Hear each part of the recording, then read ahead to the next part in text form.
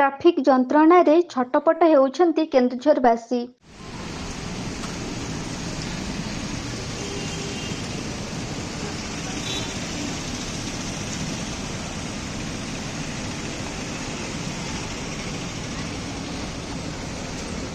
କେନ୍ଦୁଝର ସହର ଏକ ମୁଖ୍ୟ ସହର। ଶିକ୍ଷା, ସ୍ୱାସ୍ଥ୍ୟ, ବ୍ୟବସାୟ ସହିତ ଚାକିରି କ୍ଷେତ୍ରର କର୍ମଚାରୀମାନେ ପ୍ରତିଦିନ କେନ୍ଦୁଝର ଆସି ନିଜ ନିଜ କାର୍ଯ୍ୟ କରିଥାନ୍ତି। ସବୁ ବର୍ଗର ଲୋକ ଏଠାକୁ ଆସୁଥିବା ଯୋଗୁଁ ସହରଟି ସବୁବେଳେ ଗହଳି ଲାଗି ରହିଥାଏ।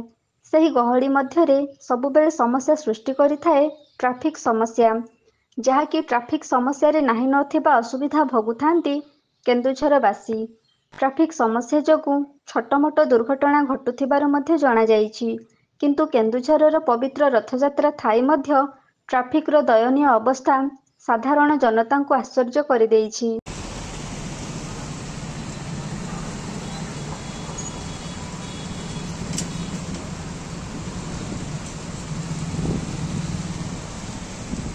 କେନ୍ଦୁଝରର ମୁଖ୍ୟ ଟ୍ରାଫିକ୍ କହିଲେ ଗାନ୍ଧୀ ଛକ ଟ୍ରାଫିକ୍କୁ ବୁଝାଇଥାଏ।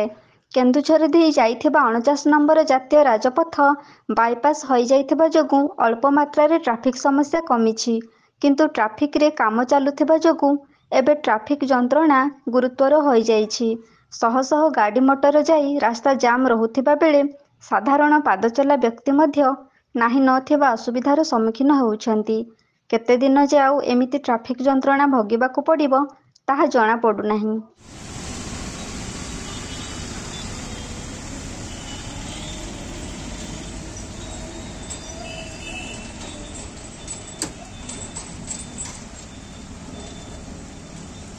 ପ୍ରଭୁ ଜଗନ୍ନାଥଙ୍କ ରଥଯାତ୍ରା ଚାଲିଛି।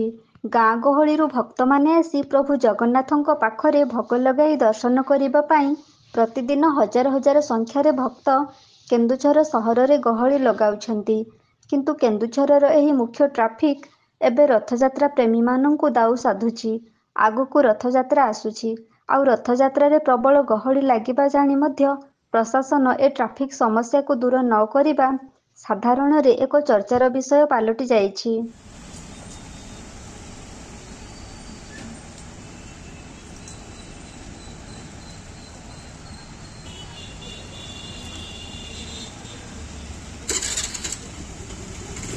ନିର୍ମାଣ କାର୍ଯ୍ୟ ଅବସ୍ଥାରେ କେନ୍ଦୁଝରର ଗାନ୍ଧୀ ଛକ ଟ୍ରାଫିକ୍। ରଥ ଦାଣ୍ଡ, ଡାକ୍ତରଖାନାକୁ ଯିବା ପାଇଁ ଏହା ହେଉଛି ମୁଖ୍ୟ ରାସ୍ତା। ଏହି ରାସ୍ତା ଦେଇ ଦୈନିକ ଶହ ଶହ ରୋଗୀଙ୍କୁ ଡାକ୍ତରଖାନା ନେବାକୁ ହୋଇଥାଏ। କିନ୍ତୁ ଟ୍ରାଫିକ୍ ସମସ୍ୟାରେ ଏବେ ବନ୍ଧା ହୋଇ ରହିଛି ଗାନ୍ଧୀ ଛକ ଟ୍ରାଫିକ୍। ସବୁବେଳେ ରାସ୍ତା ଜାମ୍ ରହୁଥିବା ବେଳେ ଦୁର୍ଘଟଣା ଘଟିବା ଭୟ ମନ ଭିତରେ ଛନକା ପଶି ଯାଉଛି। ପୁଣି ଆଗକୁ ବାହୁଡ଼ା ଯାତ୍ରା, ଜନସମୁଦ୍ରରେ ଲହରୀ ଖେଳିବ କେନ୍ଦୁଝର ସହର। କିନ୍ତୁ ଏମିତି ଅବସ୍ଥାରେ ରଥଯାତ୍ରା ପ୍ରେମୀ କେଉଁ ସମସ୍ୟାର ସମ୍ମୁଖୀନ ହେବେ ତାହା ଦେଖିବାକୁ ବାକି ରହିଛି।